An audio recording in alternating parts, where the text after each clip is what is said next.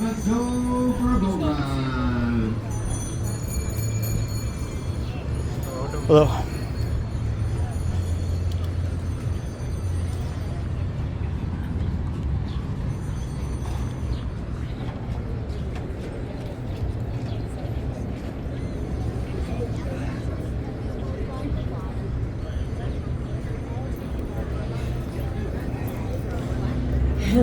Hello, everybody. How's everybody doing today? I know it is a very hot and sunny day, but I'll be trying that again because I know we all have way more energy than that. So, how's everybody doing today?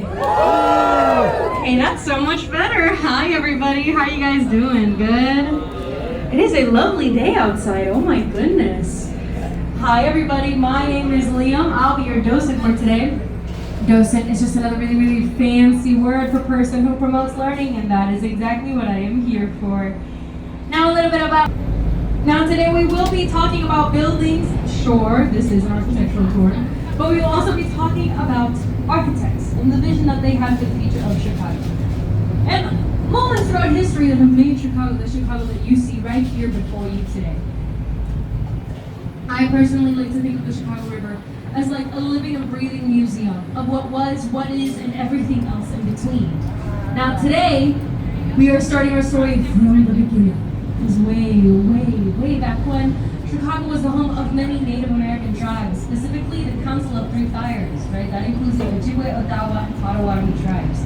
And all these tribes together took care of this beautiful river, alongside other Native American tribes that used it to get into other fresh waters around the United States of America. Now, our name, Chicago, comes from an Algonquin word, Shikakwa. Believe it or not, Shikakwa roughly translates to the stinky onion. Yeah, that's right, my friends, the stinky onion. You know, Manhattan, they have the great apple, but here in Chicago, we have the stinky onion! And who's really winning here? I like to think that we are, but that's just because I'm on the mic, so I am, como se dice, biased. Now, who found Chicago as the question is posed right there. Now, the founding father of Chicago, right, is a black man, a Haitian man, an immigrant, and he moved here in the late 1770s from Haiti. His name is Jean-Baptiste Pointe-du-Sable. Now, Jean-Baptiste Pointe-du-Sable moved here in the late 1770s, and he fell in love with a Potawatomi woman by the name of Kiti Hawa. And together, they ran a bustling trading post, believe it or not, where the Apple store now is. Modernism. I don't know what to tell you, friends. Now, because of all the work that they were able to do together, we have a lot of things with his name on it. So, for example, currently right next to us, this in the future will be Jean-Baptiste Pointe-du-Sable Park. Currently right in front of us, we have Lakeshore Drive. Lakeshore Drive's official name is Jean-Baptiste Pointe-du-Sable Lakeshore Drive. I bet you can't say that 10 times in a row. I know I can't. Now, I would not be surprised if in the future we had even more things with his name on it, because as it should, right? We will also be passing under DuSable Bridge later on. I will be pointing it out, don't worry, my friends. Now, as we're getting close to Jean-Baptiste Pointe-du-Sable Lakeshore Drive, if you brought your cameras, if you brought your phones, this is your moment to take those cameras out, because it'll be like a curtain rising up at a theater. Right? To the beautiful skyline of the beautiful Chicago River and Chicago City itself, right? So I'm gonna be hopping off the mic here in a second, allow you guys to take some pictures, and I'm gonna keep talking about history, but most importantly, we're gonna start talking about buildings. See you soon.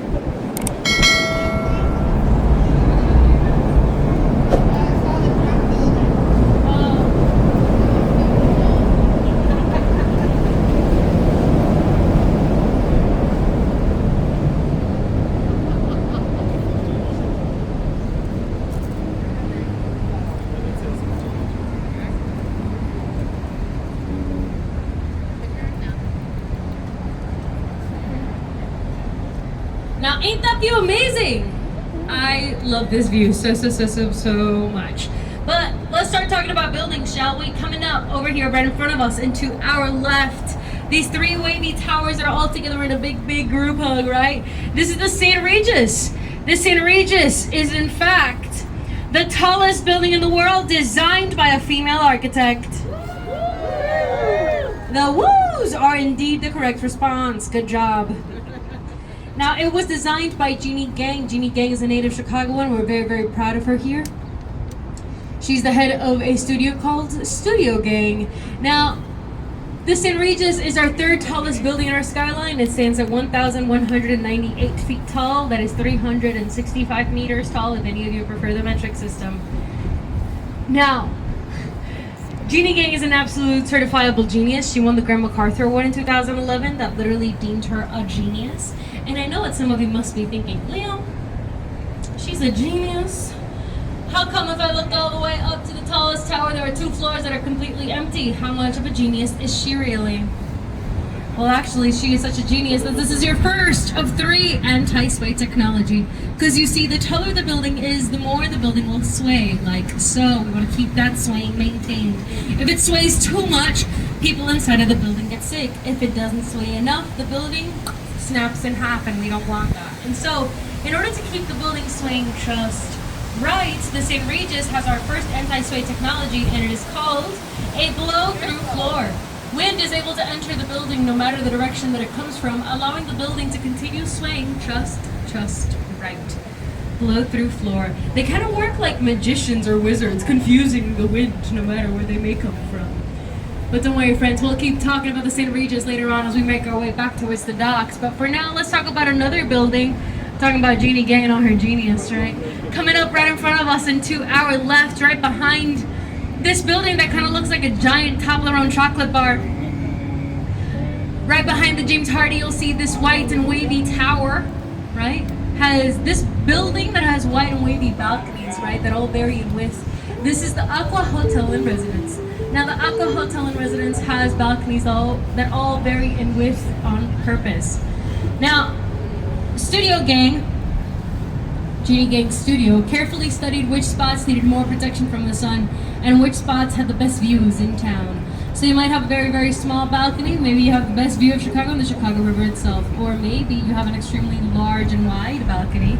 Maybe you have the best view in town if you had a smaller one. Larger one, there we go. A little bit more protection from your sun, right?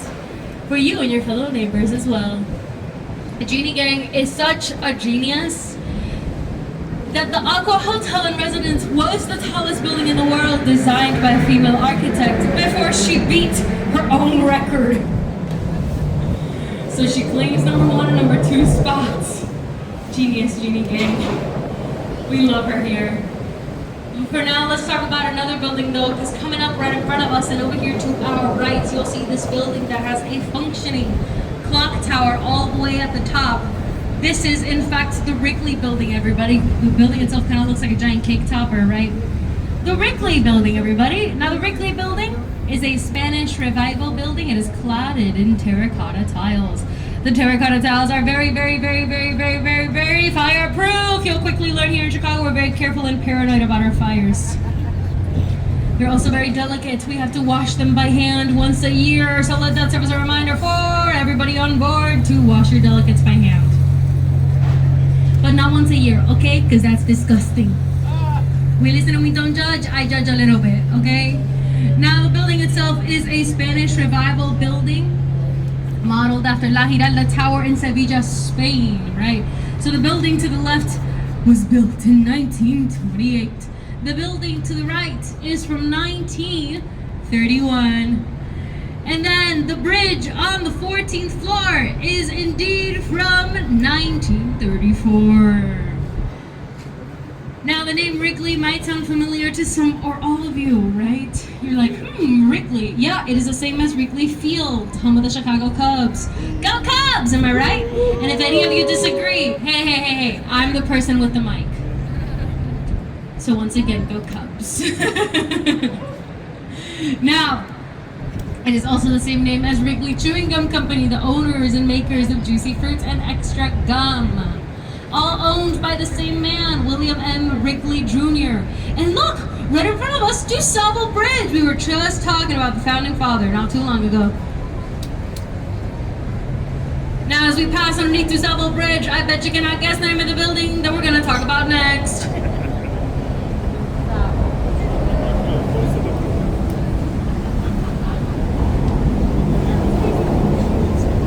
It is in fact the Trump Tower, everybody. Now the Trump Tower is our second tallest building in our skyline. It stands at 1,388 feet tall. This is 423 meters tall if any of you prefer the metric system. Now this is a style of architecture we're going to be discussing quite a lot on this tour because it is a site-specific building, makes sense only right here in this particular spot and nowhere else in the world. Contextualism, site-specific building that is keeping in mind the surrounding environment of the building and its design itself. So for example, the first patio offset of the Trump Tower is a nod to the roof of the Wrigley building that we were just discussing. Now the second patio offset of the Trump Tower is a nod to this building over here to our left, has a giant dome all the way at the top. This is the Jewelers building, everybody. And the Jewelers building might seem familiar to some or all of you because it shows up in Batman Begins as Batman kneels over Gotham City. Welcome everybody to Gotham City. Third patio offset of the Trump Tower is a nod to this building coming up currently right in front of us and over here to our right. It is indeed a giant black box. Welcome everybody to Black Box Modernism. Now, black box modernist buildings, we have a lot of them throughout our city, but this one in particular was designed by a man named Ludwig Mies van der Rohe. Now, Ludwig Mies van der Rohe was a professor of architecture as well as an architect himself, right? He was the man who coined the phrase, less is more. This was his last building before he passed away in 1969, and again, we have a lot of black boxes in our city, over 40 of them. But don't worry, we'll get to those later. Now, a student of Ludwig Mies van der Rohe by the name of Bertrand Goldberg was like, okay, Ludwig, I see your straight lines, but there are no straight lines in nature, so there will be no straight lines in my buildings. So coming up right in front of us over here and to our right, these two towers are in fact Marina City. Marina City kind of looks like two giant corn on the cobs. Marina City kind of looks like two giant elotes, if anybody speaks Spanish. Now, Bertrand Goldberg thought of himself somewhat of a social scientist. And what does that mean? It means that at the time, the river was disgusting. So nobody wanted to live near it or by it because it smelled so bad. And so he was like, that's okay, guys. I'm going to build a city within a city where people can live in it, right? And we're going to create a city within a city where people are going to be able to live a full life without necessarily having to leave it, still being able to enjoy the river while it is being cleaned out and revitalized. And so you'll be able to notice, right, the marina down below over here to your right, the restaurant above the marina, the parking lot above the restaurant, and then the apartments that are all the way at the top. Guys, the apartments are indeed pizza slice shaped, an interior designer's nightmare. Now, what else would you need to live a full life other than the House of Blues, which many famous performers have been known to perform there? And what else, right? Your very own dry cleaners and even your very own bowling alley. That's right, Marina City has its own bowling alley. Now, if you're wondering if you're able to drive up there in the parking lot, the answer to that is no. If you're like, is that because they're concerned for our safety? Yes, we're very concerned for your safety. We do not want anybody falling into the Chicago River. And then if the next thought is, okay, but has anybody ever fallen from Marina City into the Chicago River? Well, the answer to that would also be a big fat yes! You can check it out on YouTube. 1980s film, The Hunter. There was a car chase all the way up to the 17th floor and a car nosedived into the Chicago River. Don't worry, friends, there was nobody inside of that car. But it did make a huge splash. Now, coming up right in front of us over here and to our right, this is the grandfather of buildings on our tour from 1914. This is the Reed Murdoch, everybody. Now, the Reed Murdoch is one of those buildings that I have a bone to pick with. Why is that? Because this building is asymmetrical. It has 5 bays of windows to the left and 6 bays of windows to the right. Once upon a time, the building was symmetrical. But then they had to cut off the side of the building to expand LaSalle Street that's currently right in front of us. And then later on, they redid the facade in hopes that nobody would notice that the building was asymmetrical. But guess what, guys? I noticed. And because I noticed, so must you all. Because if it bothers me, it has to bother you. You're welcome. It's very embarrassing, but it took me 7 tours when I started this job to realize that that building was asymmetrical. So technically, I am being a professional by saving you guys time. You're welcome. Now it is the home of Whirlpool Corporation and Encyclopedia Britannica. I know, they're still around. What do they do? I'm not really sure. Yeah, but I have heard it's like Google on a book. I'm still doing my Googling about it though, so I'll let you guys know. Now coming up right in front of us over and to our right, this building that is extremely, extremely wide. This is the Merchandise Mart, everybody.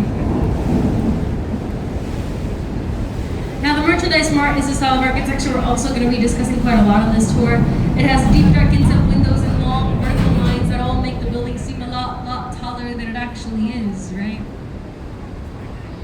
Think late 1920s, early 1930s, all the money in the world, and how lavish can we be with our Great Gatsby dreams and our Flapper Girl era, right?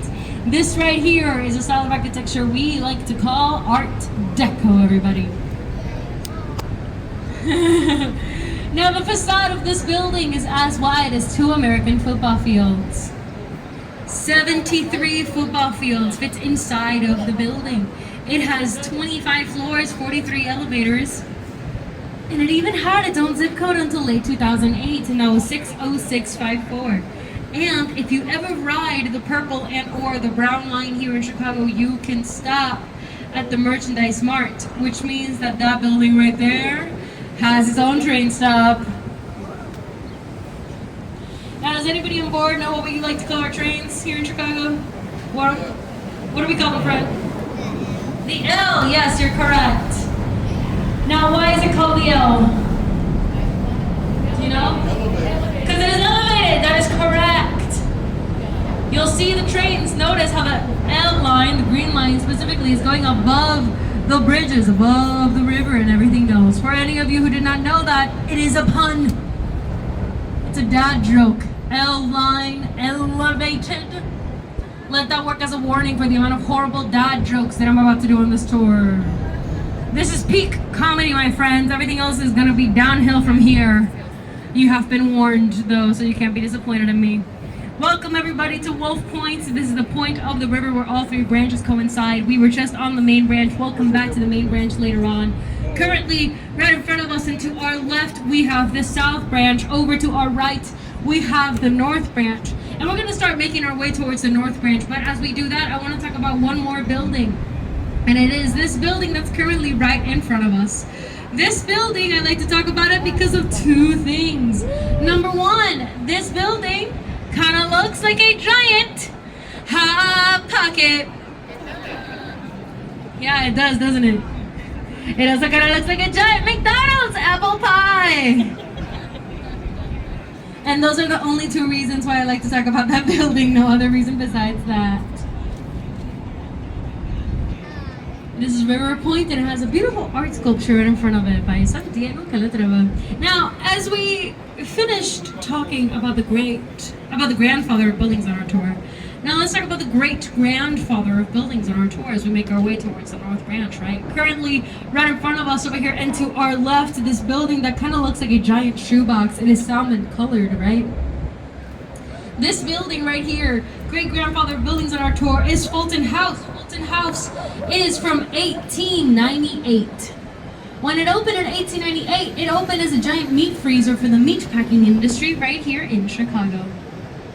Later on, when they went to renovate the building, they discovered that the walls took over 6 months to fully thaw out because the walls were 4 feet thick, filled with matted horsehair and cork. That noise is correct. Disgusting, I know, but it's also very efficient. 1800 insulation, everybody. But don't worry, my friends, it is no longer a giant meat freezer. It is now an apartment building, which means that thanks to Fulton House, all other buildings here in Chicago are also officially vegan. And if you didn't laugh at that, my friends in the back, the jokes have started. You were warned. Now, as we pass by, I have a bone to pick with it as well.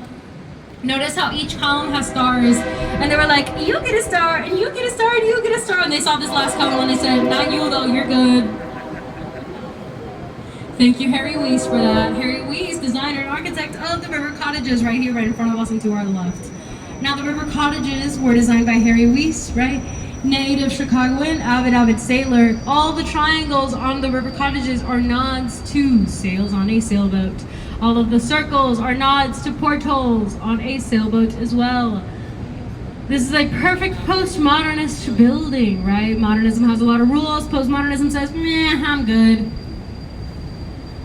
To give you guys an idea, the last unit that was sold at River Cottages was sold for $2.25 million.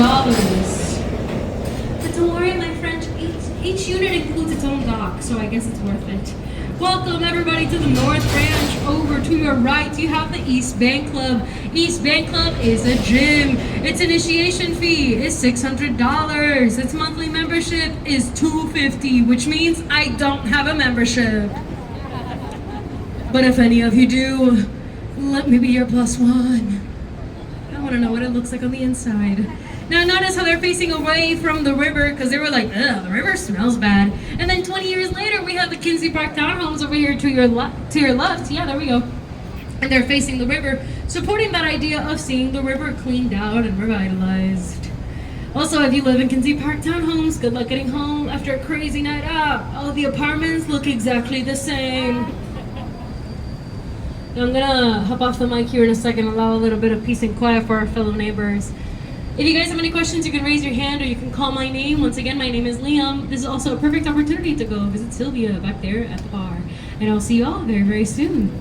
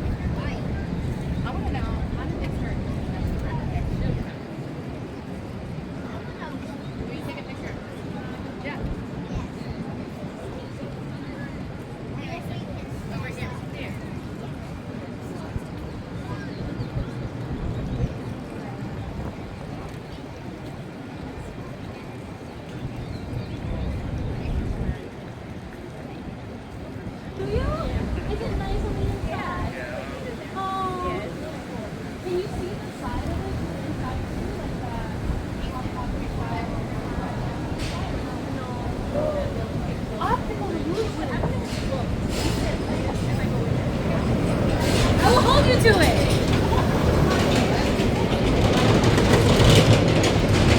Now coming up right in front of us over here and to our left, this is Carroll Avenue Railroad Bridge, everybody. Carroll Avenue Railroad Bridge is from 1909. She's an old girl. She was deemed a landmark in the early 2000s, which means nobody can touch her. That doesn't stop her from looking like a set piece from The Last of Us. Now, as we pass right by it, you'll be able to notice a concrete box all the way in the back. That concrete box is what is holding Carroll Avenue Railroad Bridge standing upright. She is a perfect example of Chicago-style bridges, and that is a trunnion bascule. Trunnion means pivot point, bascule means seesaw. All those words together mean that that particular bridge moves like this, everybody. Yeah, all other Chicago-style bridges are double-leaf trunnion bascule bridges, which mean that they move like this.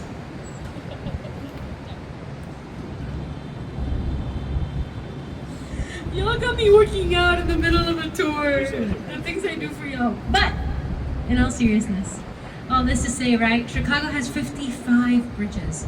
37 of our bridges are, in fact, movable. We are the second city in the world with most bridges, following Amsterdam. It kind of looks like a tuning fork. This is 150 North Riverside, everybody. Now, 150 North Riverside has a particularly small base. It has a 30-foot wide base to be exact. Why is that? It is dealing with two specific things. Notice how over here to your right there are these circles. These circles are actually exhaust fans for both Metro and Amtrak trains that are running right underneath these buildings right there to your right and behind that wall. So the base of the building could not start too far back because why? The trains! We'd be ruining somebody's morning commute, and we definitely cannot do that, right? And if the next thought is, Liam, but that's okay, maybe we can just push the building closer to the river. And I guess, but Chicago has a zoning law for all new buildings. A 30-foot setback allowing that space in between to remain for the public. Think, for example, the Riverwalk. That's kind of what this area over here is trying to replicate. We'll be able to notice as we pass right by it, how it has a 30-foot setback in action, right? Allowing people to pass freely through it without officially being on 150 North Riverside property. Notice how it has slanted windows, fully taking advantage of all the airspace, right? You can see a perfect reflection of ourselves over there in the windows. You can take a very interesting selfie, or you can do what I always do, which is I wave hello at my evil twin. Hi, evil Liam. Goodbye, evil Liam. That's enough. Now notice also how it has the restaurant down below, right? Fully taking advantage of all the airspace. Notice also how on your left there is no 30-foot setback and how the relationship with the river is completely different. Now, after they did this, they were like, anything else that comes after this is going to be about 10 times easier, right? Because 30-foot set base, everything else has to be easier. And so it kind of was and did, right? Coming up right in front of us over here and to our left is in fact the Bank of America building, everybody. Now the Bank of America building opened during the height of COVID. What does that mean? It means that it is very mindful, very demure about its illnesses. All surfaces are antimicrobial and you can call your elevator via your phone. Now notice how they have that 30-foot setback in action once again. 4th floor and up are being held up by robotic chicken feet, I guess. Or tridents, whichever you prefer. Notice also how they have the Cafe Bistro down below, right? That's currently being renovated. Now guys, coming up next is my personal favorite part of the tour because we are traveling back in time. All of our following buildings are in fact in chronological order. Thank you, architecture gods. Because it was not on purpose, it just sort of happened that way. Welcome everybody to Art Deco Alley. Both buildings have been built in 1929. Over to your left, you have the Civic Opera building, but don't worry my friends, we'll talk about the building later on. Let's talk about this building to your right. This is 2 North Riverside Plaza. 2 North Riverside Plaza was the home of the Chicago Daily News. So the exterior of the building is a true nod to journalistic history from the hieroglyphs all the way to the Gutenberg Press. Now the shape of the building is actually like a sphinx, and that is on purpose. It is a nod to Egyptian discoveries that were happening at the time. And you'll be able to see as well how they have that 30-foot setback in action way before it was even a zoning law. So I guess we can all say that they were kind of ahead of their time. It's pretty impressive, right? But guess what else happened in the late 1920s and early 30s though? Yep, the stock market crash, that's correct. We were quickly traumatized by our need to learn how to budget because of the Great Depression. So we stopped building buildings for about, I'm going to say 20 plus years or so after that. We're doing a little bit of a time skip right now. Welcome everybody to the 50s and the 60s with Gateway Center number 1 over here to your right and Gateway Center number 2 currently still right in front of you and to your right. Now, these gateways are in fact gateways because they're gateways to Union Station. You'd be able to notice how down below you have the perfect view of both Amtrak and Metro trains that we were talking about earlier. And they are indeed black box modernist buildings. Well, these are not designed by Ludwig Mies van der Rohe. These are actually designed and developed by SOM, Skidmore, Owings and Merrill. They have a lot of structure in the city, so I will do my very best to point them out. Now, black box modernism focuses on its practicality. The more practical the building is, the more beautiful it is. It is essentially the exact opposite opposite of Art Deco. That's focusing on its lavishness and how pretty it can be, right? Black box modernist buildings are like, the more practical I am, the more beautiful I am.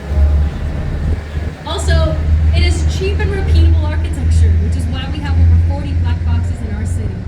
Now, after the 20 plus years of the black boxes, they were like, okay, we have a problem. We keep telling people to go to the black box in the corner, and they keep going to the wrong one. And so in the 70s, they said hello to a white box.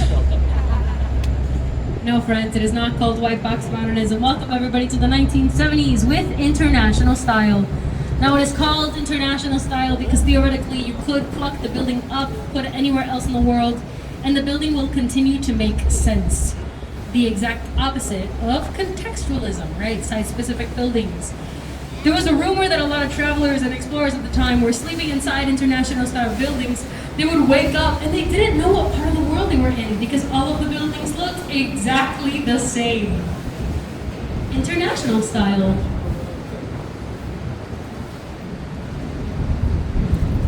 Now after 30 plus years of the boxes, they were like, okay, that's enough.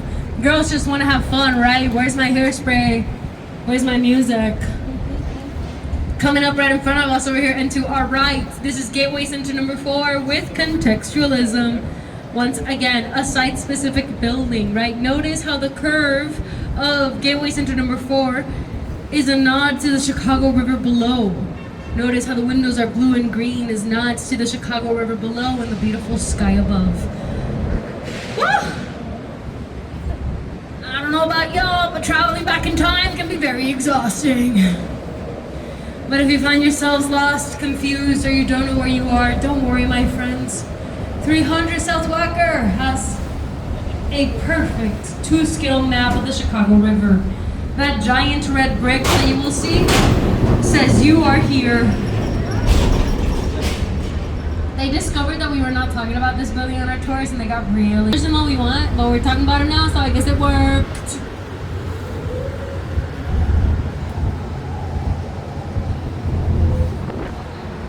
Now if you're like me, coming up you can close your eyes and you can see Heath Ledger's Joker driving a bus filled with cash, driving the wrong way down Van Buren Street.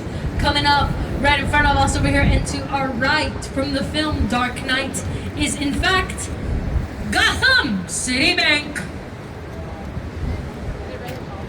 I know, right? But guys, stop it. I'm a professional. I never said that. Let me introduce you to the Old Main Post Office from 1932. It is now the home of Uber, Walgreens, but you can read. Now, when it opened in 1932 as the largest post office in the world, it did open as another Art Deco building, right? You get to see the deep dark hints of windows and those long vertical lines once again. Now, the building was abandoned in 1996. Why is that? Because the internet and Jeff Bezos. So the building was abandoned. There was no longer a need for a giant post office. That's when they used it as a filming location. And the renovations they started renovations in 2016, finished it in 2019, and it only cost them $900 million. But don't worry, friends, they also added a little cherry on top. That cherry on top is a rooftop patio. That rooftop patio has a running track, a basketball court, a tennis court. And for those of you who get very bored during your lunch break, it also includes beekeeping. Guys, I work here at Shoreline, not up there in the Old Main Post Office. I don't know how the bees got there, okay? Somebody must have asked for it, and it was not me, okay? Now let's put a pause on talking about buildings, and let's talk a little bit more about history.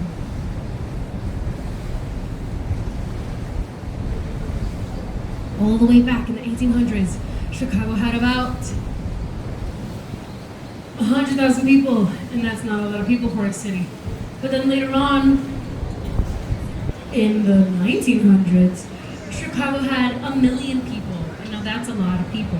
So for a fast-growing city, Chicagoans needed to build the city just as fast. And so they did. But they did so with wood. Was that smart? No is correct. Not particularly, no. Because after a very long drought, I imagine that anything could have potentially started a fire. And one day it did. A little bit ahead of us right now. And to our right, a fire broke out on October 8th of 1871.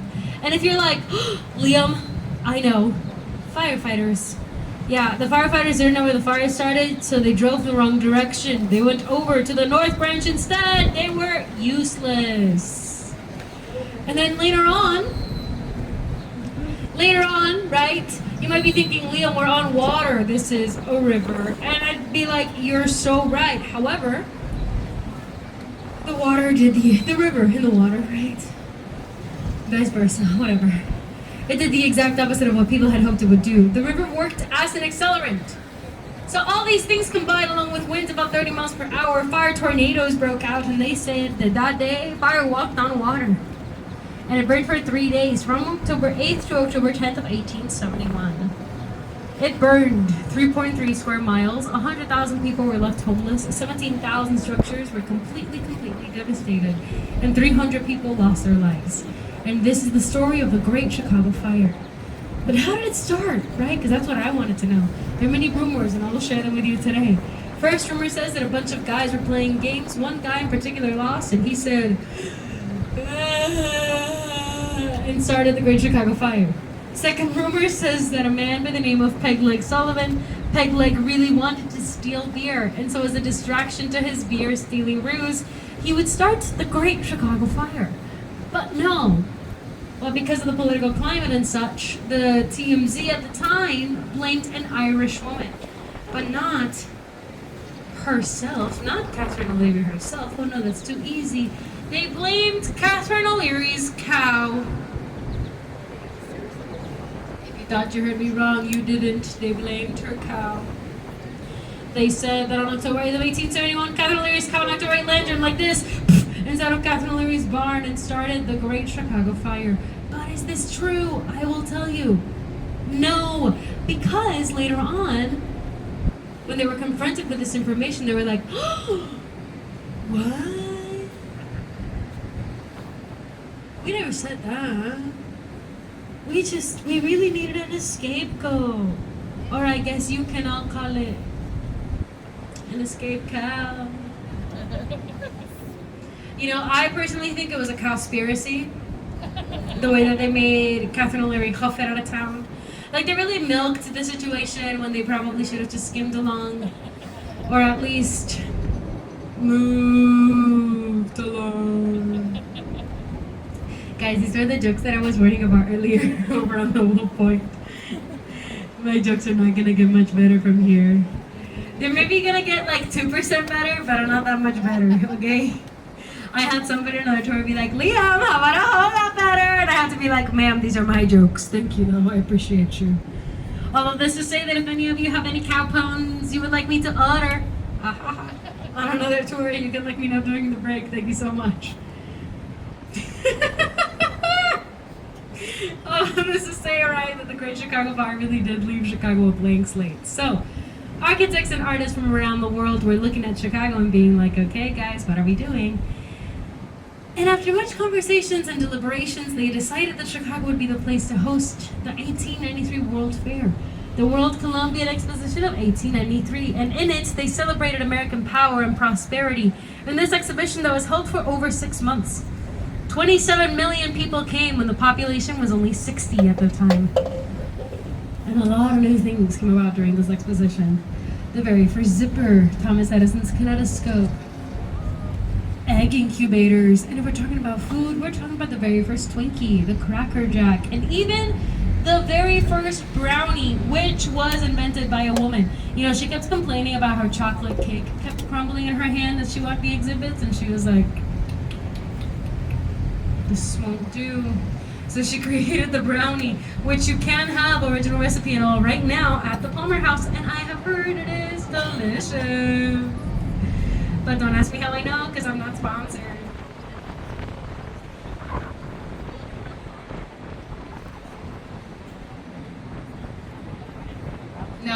this to say that the thing that really popped off during this time, right, during the World Fair of 1893, the World Columbian Exposition of 1893, was an architecture movement by the name of City Beautiful movement. Their motto was Paris on the prairie, a city in a garden, and they believed that if they made a city beautiful, beautiful people would want to live in our city, thus making our city more beautiful, thus making our people more beautiful, and our city more beautiful, and our people more beautiful, and so on, and so on, and so on, and so on. Now, the man who spearheaded this was a man by the name of Daniel Burnham, and Daniel Burnham was then commissioned to make the 1909 plan of Chicago. And in that plan, he included anything and everything that you can possibly think about Chicago today. We're talking about the grid system, the highways, the railways, the parks. We're talking about the Riverwalk, Navy Pier, the river reversal, and many, many more things. All thanks to this one man all the way back in 1909. So I guess we could all admit that this isn't our original skyline, but it is, in fact, our second city. And we absolutely love it here. I'm gonna hop off the mic here in a second, drink some little water, and then we're gonna keep talking all about buildings.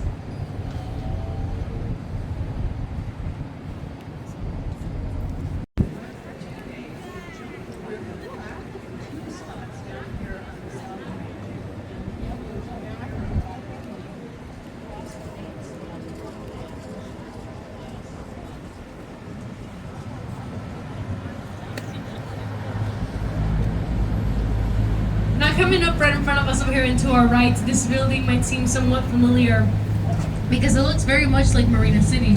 But this is in fact River City. After the booming success of Marina City, Bertrand Goldberg was like, okay, bet, I'm gonna do 3 more structures all around the Chicago River with the sole purpose of bringing more and more people towards the river. Only unfortunately for Bertrand Goldberg, this building right here was a huge failure. So she stood lonely for many, many years. It is only as of recently that she has gained a couple of friends, like the Reed that's over here right in front of us and to our right. That doesn't stop River City from being a city within a city, right? You get to see the marina down below, preschool daycare on the first floor, office and retail spaces for lease right above the preschool and daycare, and the apartments that are all the way at the top. Now, if you're wondering how much it costs to live in River City, guys, you can only imagine those prices, right? But I can tell you how much it costs to live in the buildings that are right behind River City. Rent starts at $3,000 a month. Rent starts at $3,000 a month, which is another way of saying you won't catch me on here because I have student loans. DePaul University has all of my money, but go Blue Demons! Now coming up right in front of us over here and to our right, this building that seems to have like Lego pieces stuck to the side of it. It seems to be like a giant filing cabinet, like it's trying to talk to us in Morse code. I had somebody describe it to me the other day as the giant Frogger building. All things are true. This is 235 Van Buren, everybody. 235 Van Buren is one of my personal favorite buildings on our tour because it is in fact another contextualist building. But what exactly is he putting in context, right? Imagine that you wake up, you're gonna go to work, you hop in your car, you get stuck in morning traffic on Van Buren Street, and you look up and you see a building going. Nerd. It's exactly what that building is doing. It is mocking the morning traffic below. Each balcony is meant to resemble a car and or a truck stuck in morning traffic. It makes me laugh every single time, and that's exactly why I like to share that building. For that exact reaction, the oh. Once you see it, you will never be able to not see it.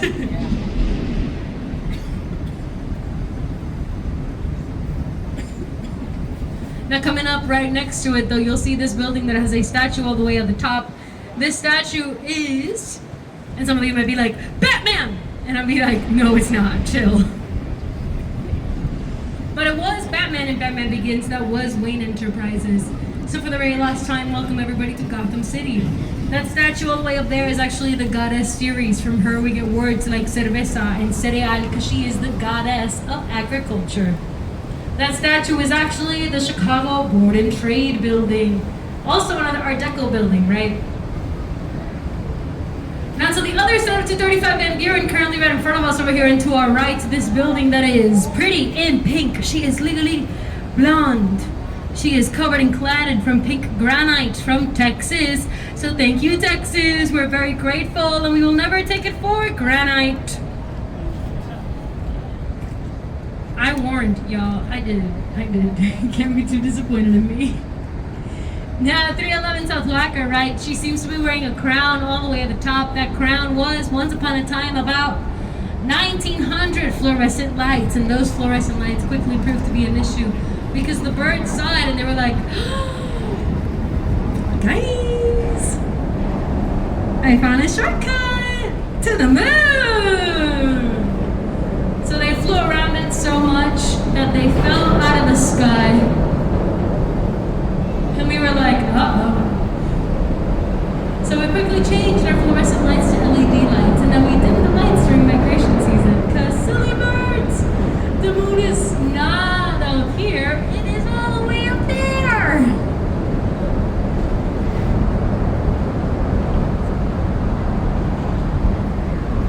Right behind 311 South Wacker, though, this tower that is not one singular tower, but multiple towers all together in a big, big group hug, right? Has the two antennas all the way at the top. Oh, okay, we're hyped about the Sears, I see it. Now, before we talk about the height of the building, I want to talk about its anti-sway technology. Notice how it is not one singular tower, but multiple towers all together in a big, big group hug. That is on purpose. Again, the taller the building is, the more the building will sway.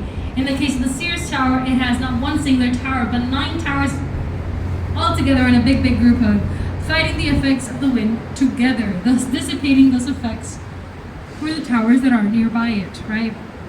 It is called a bundled tube structure. Thank you, Dr. Foster Khan, for that one. But in the case of the Sears Tower, it makes it look like a giant pack of cigarettes. It does. Now, let's talk about the height of the building. It stands at 1,451 feet tall.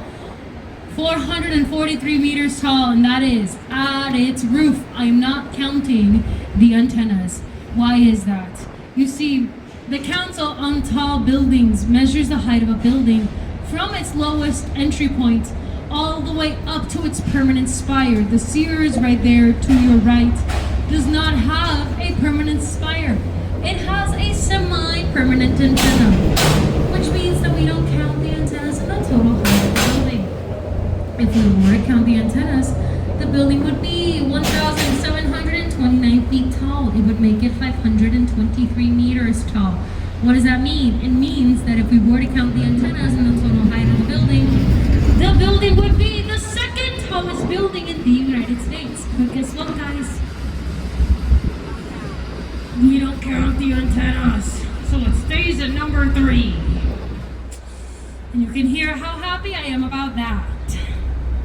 Now some of you might be fairly confused. You might be like, Liam, you called it Sears. I look it up, it clearly says Willis.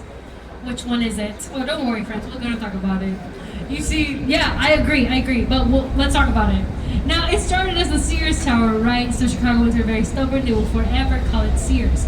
Willis Insurance Company, they came in and they rented out 3 floors out of the 110 floors. And they leased the name for $1 million a year. Sad news for them though, their lease is up, so it could be called anything. But Chicagoans are very stubborn, they will forever call it Sears. I, however, am a professional. I recognize that it is spelled W-I-L-L-I-S. Pronounced Sears! The Sears Tower has a lot of cool things that you can do inside of it, right? One of those things being the 5 glass boxes that stick out to the side of the 105th floor. Guys, you can step inside of these glass boxes and you can look down 1,353 feet down to the city below you. Or you can look to the horizon and see 4 different state lines: Illinois, Indiana, Michigan, and Wisconsin. And these are all things that you can do. Something that you cannot do is climb the side of the tower. Some of you might be like, Liam, what are you even talking about? I wasn't even thinking about that. Well, you see, somebody forgot to say that to Dan Goodwin. Dan Goodwin, in 1981, he said, watch this. He came up in a Spider-Man costume. Probably the most American thing I've ever heard in my entire life. And with suction cups. And he climbed the side of the Sears Tower in 3 hours. Then another man later on in 1999 by the name of Alain Colbert, he was French, right? He said, watch this. Did it with no Spider-Man costume and no gear in an hour and a half. So Dan Goodwin, we called him Spider Dan. And then Alain Colbert, we called him the French Spider-Man. Apparently they were not scared of climbing the side of the tower and also not scared of getting arrested. Don't climb the side of the Sears. I don't know you that well. I cannot bail you out of jail. I will try, but I don't know you that well. Welcome back to Art Deco Alley. Let's talk about the Civic Opera Building. I continue to say building because the letter U and B shared a letter to the late 1600s. But enough about you and more about the Civic. Now the Civic is actually shaped like a throne, and that is on purpose. It is also on purpose that she is facing away from New York. You see, legend says that the financier at the time had a lot of business in New York, and his wife had dreams of becoming an opera singer. But nobody had the guts to hold her hand and be like, girl,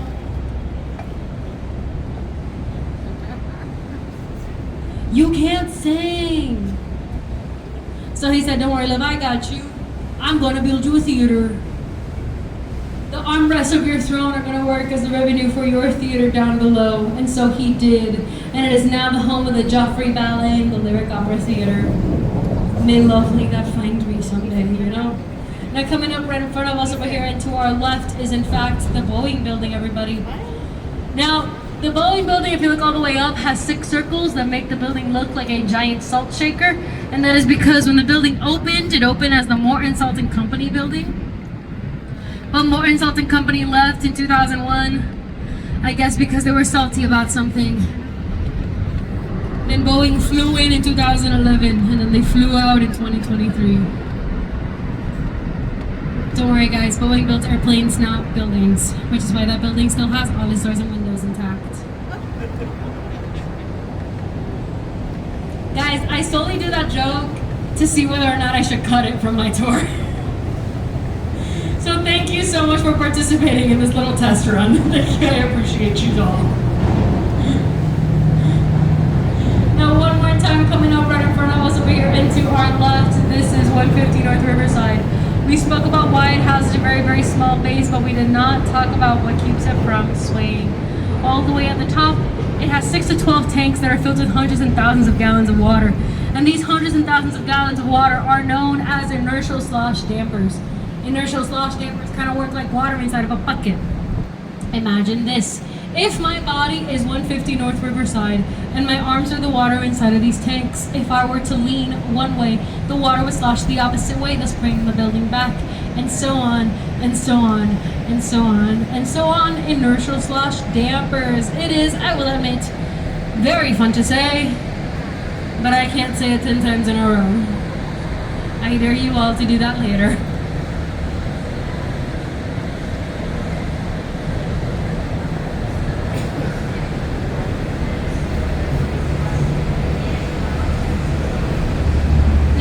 Goodbye to the South Branch, goodbye to the North Branch.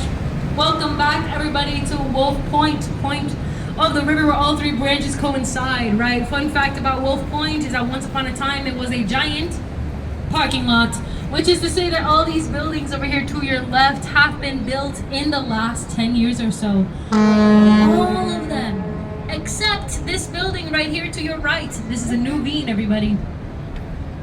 The new Veen is from 1983. Notice how the curve of the building goes alongside with the curve of Wolf Point down below.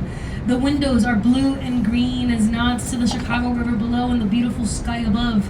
All these things combined make this building a... Yes! Contextualist building! You, my friend, get an A+. Everybody else, I'm watching you. Not really, though, you're fine. But yes, it is in fact another contextualist building. It is keeping in mind the design. The design of the building is keeping in mind the surrounding environment of the building itself, right? Now, this building might seem familiar to some or all of you because it shows up in Ferris Bueller's Day Off.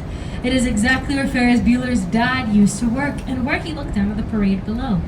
But they didn't really look down at the parade below. My friends, we are on a river. It's called movie magic. Imagine a parade on the river. It must be fairly fun. I don't know how they would do it, but...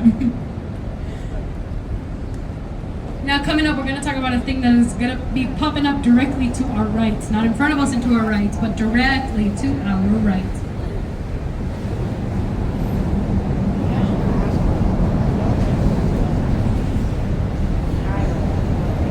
What's your favorite building?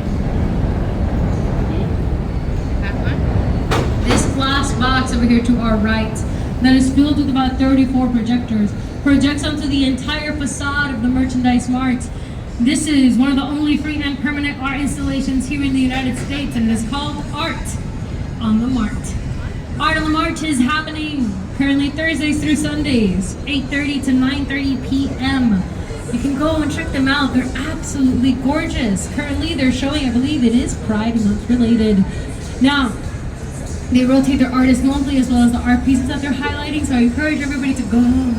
Come on here, go catch a show. They're absolutely gorgeous. The people inside of the building don't even know that this is happening because it doesn't project onto the windows, just the facade itself. And you can also enjoy a 30-minute free show while also enjoying good food and good drinks over on the Riverwalk. Now, the Riverwalk was envisioned by Daniel Burnham all the way back in 1909. Right? Later on, it was designed by a woman. Her name was Carol Ross Barney, and then it was developed by SOM, Skidmore, Owings, and Merrill, the same people as Gateway Centers number 1, 2, 3, and 4. Right? Actually, like steps of a theater. This is the audience, and you might be like, but wait, Liam, if that's the audience, then what's the show? Guys, the river is. But today you are on the river, which means that today you are the show. Congratulations! No rehearsal, no nothing, and happy opening. You can wave hello to your beautiful, beautiful audience. Hello, friends.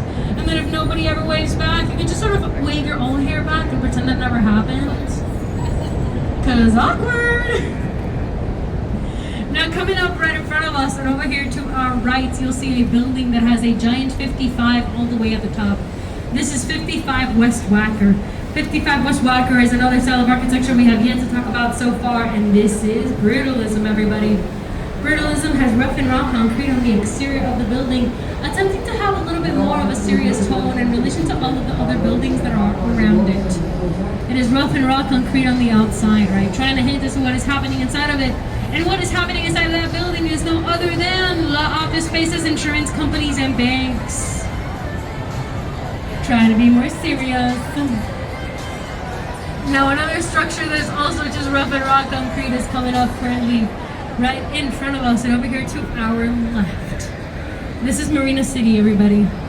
Marina City is also just rough and raw concrete, but it is not as obvious because of its shape. But it is just rough and raw concrete, same as River City, right? Now coming up over on our right-hand side, once again, right in front of us, you'll see a sign that says Morton Steakhouse. I want to talk about the building that is currently right behind it. That building that is right behind it, that is green and it has a gold top. Notice, right, how it gets skinnier and skinnier as it gets taller. This is the Carbide and Carbon building. Now the Carbide and Carbon building is another Art Deco building, late 1920s and early 30s. And there were rumors that maybe the Burnham brothers, aka Daniel Burnham's sons, designed that building after something that they couldn't have. Because what else was happening in the late 1920s and early 30s? Yes, and the Prohibition as well. So they were like, hey, maybe they just designed the Carbide and Carbon building to look like a giant champagne bottle because they can't have any champagne. But it turned out, as of pretty recently, that the Burnham brothers, aka Daniel Burnham's sons, actually designed the Carbide and Carbon building to look like a giant champagne bottle as a protest to the Prohibition era. Now they do have a rooftop bar called the Chateau Carbide where they sell champagne, paying homage to the Prohibition era history. And if you're wondering if that gold top, all the way at the top, is in fact real gold, yes it is, my friends, it is real 24 karat gold. And if you're like, oh, Liam, can I steal it? My friends, It is half as thick as saran wrap, which is another way of saying, good luck. Again, I don't know you that well, so I cannot bail you out of jail.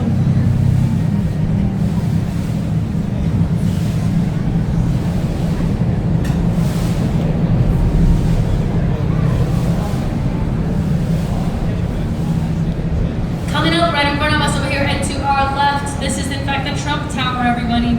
Now the Trump Tower, we spoke about its contextualist nature, but we did not talk about the man who designed it. And this is a native Chicagoan by the name of Adrian Smith. Adrian Smith is considered to be the tallest architect in the world. I know what some of you must be thinking. Liam, how tall is he? He's a short king at 5'7", but he has designed some of the tallest buildings in the world, like the Burj Khalifa, which is a Sears tower on top of another Sears tower. And if you guys remember Alain Colbert, he later went on to climb the Burj Khalifa. Yeah, I know, he keeps getting banned from places because he keeps climbing buildings. I don't know. Right, coming up also right in front of us and over here to our left, you'll see the letters that say Chicago Tribune. This is in fact the Tribune Tower, everybody. Notice all the way at the top has the American flag waving. Now the Tribune Tower was once upon a time the home of the Chicago Tribune newspaper.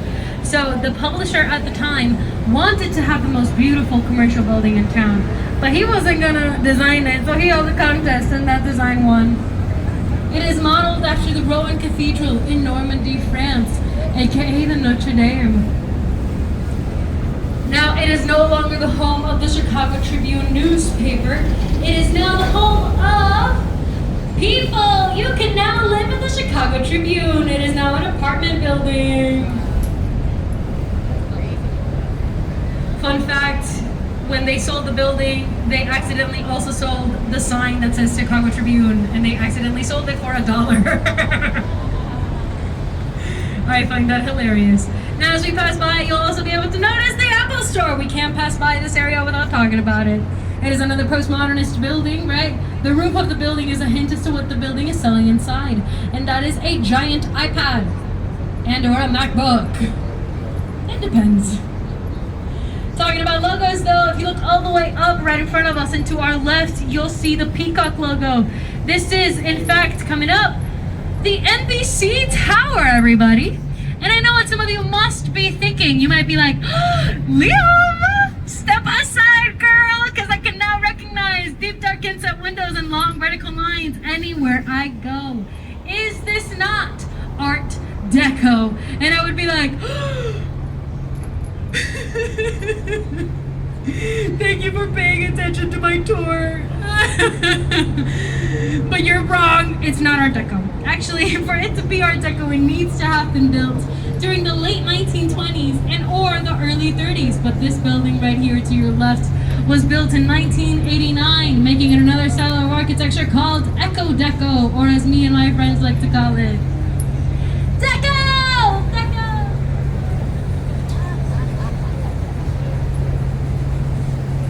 I warned about my jokes, guys. I did warn. Now, it is modeled after the Rockefeller Center over in New York City. Steve Harvey and Jerry Springer both used to film there, and now the Judge Mathis show films there. Now coming up one more time over here right in front of us and to our right, the building that kind of looks like a Toblerone chocolate bar. Let's talk about it. It has the giant letters that say Swiss Hotel. This is in fact the Swiss Hotel. Now the Swiss Hotel, I like to talk about it on our way coming back because we spoke about this architect and designer quite a lot over on the North Branch. I think this architect that loves sailing, he loves sailboats. Every single building that he does is most likely designed or inspired some way, somehow on a nautical design of sorts, right? Triangles on a sailboat, portholes on a sailboat. This is in fact Harry Weiss back at it again. If you see a triangle building around Chicago, it is about 8 times out of 10 that it is most likely a Harry Weiss building. That man loves his sails.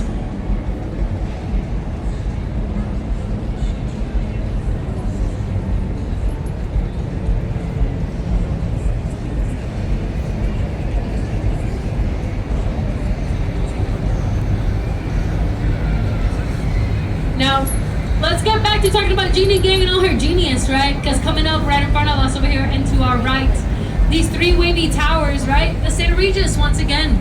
Now we spoke about Genie Gang's genius, right? But I didn't go into depth as to how much of a genius she actually is. All the way at the top, you have your first anti-sway technology, blow-through floors. Second, anti-sway technology. You have a bundle tube structure. Multiple towers all together of different heights and a big group hug. And then you have your third anti-sway technology, inertial slash dampers. On top of each and every tower, you have 6 to 12 tanks filled with hundreds of thousands of gallons of water. They make that building so wavy. The waviness of the building is actually an optical illusion. Each floor is offset 5 inches off of its neighboring floor. The easier explanation is that Genie Gang is a Pisces. Now, if you're wondering how I, the previous grad student, was able to afford the $20.5 million penthouse of the St. Regis, I don't. But if any of you do, or do know who owns it, tell them please that my name is Liam, I work for Shoreline, and this is my official application to become a trophy wife. All this to say, right? Genie Gang is such a genius that she is in charge of the O'Hare Airport's renovation that is going for $8 billion, and that is billion with a B, everybody. I know. In other words, that lady is rich. Now coming up right in front of us over here and to our left, you'll see this building that kind of looks like a fidget spinner. It also kind of looks like a flask. It really just depends on who you ask and how that person deals with their stress. This is Lake Point Tower, everybody. Now Lake Point Tower is curvilinear modernism, right? It is known for its privacy. No window is able to peek into another neighboring window, which would explain why so many celebrities have been known to live there, like Tom Cruise, Halle Berry, and many more. There was even a rumor that Oprah lived in that building, but that turned out to be just a rumor because apparently she just loved the restaurants that was all the way at the top. That restaurant's name was the Cité. The Cité was an unfortunate victim of COVID, right? So they're no longer there. But don't worry guys, I heard as of late that another restaurant might be calling the space home, and my only hope is that they call it, guys, this is my real pitch, ready? My pitch is that they call it the Second City. I like that. Get it? Yeah. Because Chicago's the second city. I think it's perfect.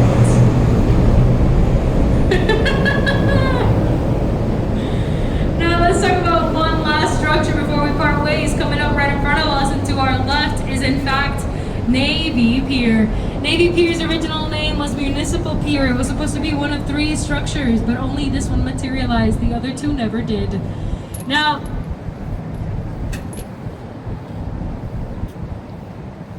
it was renamed Navy Pier as a way to honor our Navy veterans after World War I, and then it was used as a training base for World War II pilots.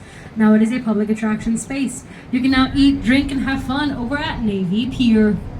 Right, you have the Chicago Shakespeare Company, Chicago Children's Museum, the Navy Pier Wheel, right? You have the Ferris wheel all the way up there. Bless you. Right, you have many places to eat, drink, and have fun over there now. Now guys, this is your last call for bathrooms and for the bar all the way in the back of the boat. If you guys have any questions, you can raise your hand or you can call my name. Once again, my name is Liam. I'll be either moving about or sitting down right in front of over here. This is also your last opportunity to make sure that you have all personal belongings with you. If you have any trash, please make sure to feed your nearest trash cans. I promise you the trash cans do not bite. This is also your last call to stand up and take pictures of that amazing skyline that's currently right behind you. Very soon, it will be over to your left. Again, once I come back on the mic, you will not be able to stand back up, so please make sure to do so now, and I will see you all very soon.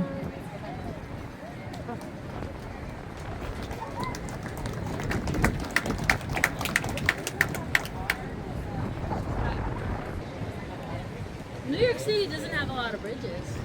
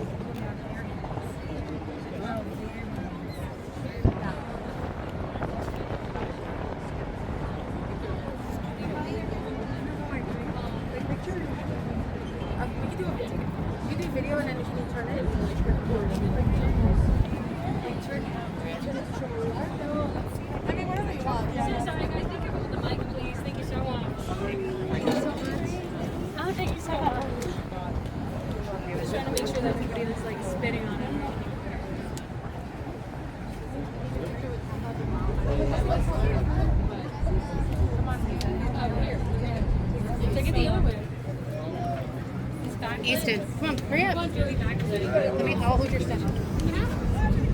Go, hurry up. We're running out of time. Over here, over here. Come on, come on. Please, go. All right, look at mommy and smile. A good smile. Okay, Big George, let's go. Come on. Take one of me. Yeah, we're gonna go back towards the dogs. Scoot back. Scoot back. Scoot back. What?